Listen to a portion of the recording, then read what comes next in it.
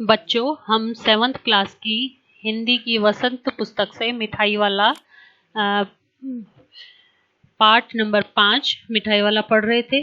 इस पाठ में हमने देखा बच्चों, मिठाई वाला है जो गली गली घूमकर कभी खिलौने, कभी बांसुरी और कभी मिठाइयाँ बेचता था बिना किसी फायदे के। वो बेचता था, उसको उनके बेचने में कोई फायदा नहीं होता था, लेकिन वह जो बच्चे हैं उनकी हंसी में, खुशी में अपने बच्चों की छवि ढूंढता फिरता था। ये मार्मिक कहानी है। इस कहानी के अब हम अभ्यास प्रश्न देखेंगे बच्चों। पहला प्रश्न है, मिठाई वाला अलग अलग चीजें क्यों बेचता था और वह महीनों बाद क्यों आता था? उत्तर देखिए। मिठाई वाला अलग अलग चीजें इसलिए बेचता था क्योंकि वह बच्चों का सानिध्य प्राप्त करना चाहता था।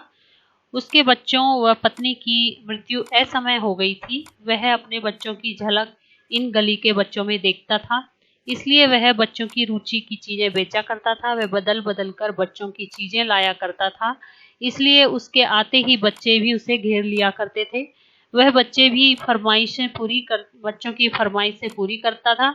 वह कई महीनों के बाद आता था क्योंकि उसे पैसों का कोई लालच नहीं था। इसके अलावा वह इन चीजों को तैयार करवाता था तथा बच्चों के उत्सुकता को बनाए रखना चाहता था। प्रश्न नंबर 2, मिठाई वाले में वे कौन से गुण थे जिसकी वजह से बच्चे बड़े भी उसकी ओर खींचे चले आते थे? इसका उत्तर है, मिठाई वाले का मधुर आवाज में गा गा कर अपनी चीजों की विशेषताएं बताना, बच्चों की मनपसंद चीजें लाना, कम दामों में बेचना, बच्चों से अपनत्व दर्शाना आदि ऐसी विशेषताएं थी। बच्चे बड़े भी उसकी ओर खींचे चले आते थे। प्रश्न नंबर 3 है, विजय बाबू एक ग्राहक थे और मूली वाला एक विक्रेता। दोनों अपने अपने पक्ष के समर्थन में क्या तर्क पेश करते हैं? विजय बाबू ग्राहक थे जबकि मुरली वाला एक विक्रेता था। दोनों ने मोल भाव के लिए अपने अपने तर्क दिए। विजय बाबू ने अपने पक्ष में तर्क प्रस्तुत किया कि वे कहते हैं कि फेरी वाले की झूठ बोलने की आदत होती है, देते हैं सभी को 2-2 पैसे में, पर एहसान का बोझ मेरे ऊपर लाद रहे हो। इसके विपरीत मुरली वाले ने अपना तर्क प्रस्तुत करते हुए कहा, ग्राहक को वस्तुओं की लागत का पता नहीं होता। उसका दस्तूर होता है कि दुकानदार चाहे हानि उठाकर वस्तु क्यों न बेचे, पर ग्राहक यही समझते हैं कि दुकानदार उन्हें लूट रहा है। प्रश्न नंबर 4 देखिए, खिलौने वाले के आने पर बच्चों की क्या प्रतिक्रिया होती थी? खिलौने वाले के आने पर बच्चे खुश हो जाते थे। बच्चे अति उत्साहित हो जाते थे। उन्हें खेलकूद भूलकर अपने सामान, जूते, चप्पलें आदि का भी ध्यान नहीं रहता था और अपने अपने घर से पैसे लाकर खिलौने का मोल भाव करने लग जाते थे। खिलौने वाला उनका मन चाहा खिलौना उन्हें देता था और बच्चे उन्हें लेकर काफी खुश हो जाते थे। बच्चे खुशी से पागल हो जाते थे। प्रश्न नंबर 5, रोहिणी को मुरली वाले के स्वर से खिलौने वाले का स्वर स्मरण क्यों हो आया? उसको क्यों ध्यान आ गया कि ये तो वही खिलौने वाले की आवाज है? रोहिणी को मुरली वाले के स्वर से खिलौने वाले का स्मरण हो आया क्योंकि खिलौने वाले की ही तरह उसकी आवाज जानी पहचानी थी। खिलौने वाला भी इसी तरह मधुर स्वर से गा गा कर खिलौने बेचा करता था। मुरली वाला ठीक उसी तरह ही मीठे स्वर में गा गा कर मुरलियां बेचा करता था। प्रश्न नंबर 6, किसकी बात सुनकर मिठाई वाला भावुक हो गया था?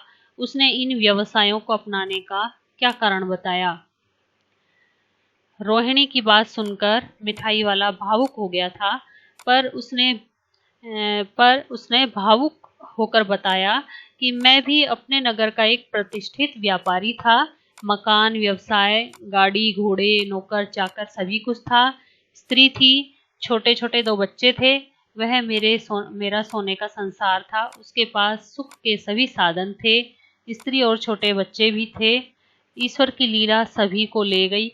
उसने इन व्यवसाय को अपनाने के लिए निम्नलिखित कारण बताए कि इस व्यवसाय के माध्यम से वे अपने खोए हुए बच्चों को खोजने के लिए निकला है। इन हंसते कूदते उछलते इठलाते बच्चों में अपने बच्चों की झलक मिलती है उसको।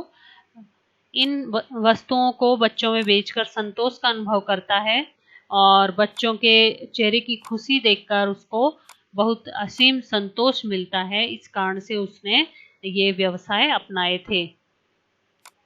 7वां प्रश्न है, अब इस बार ये पैसे न लूंगा। कहानी के अंत में मिठाई वाले ने ऐसा क्यों कहा?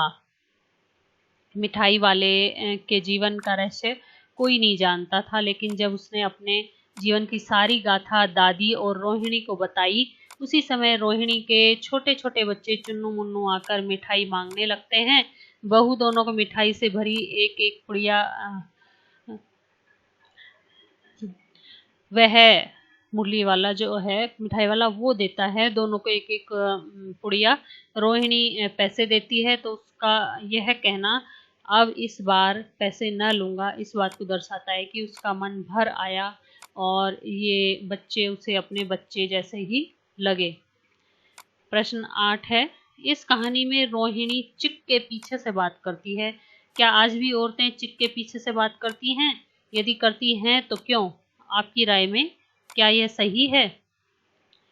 स्वतंत्रता प्राप्ति के पश्चात संविधान ने स्त्री पुरुष को समान अधिकार दिए और आज शिक्षा के प्रसार व आधुनिकीकरण से भी समाज में बदलाव आया है।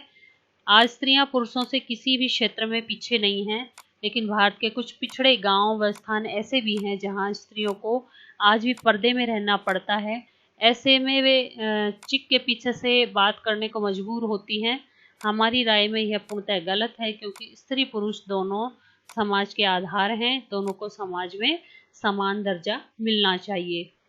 इन प्रश्नों के उत्तर आप अपनी नोटबुक में लिखेंगे और कहानी से आगे के प्रश्न हम कल चर्चा करेंगे।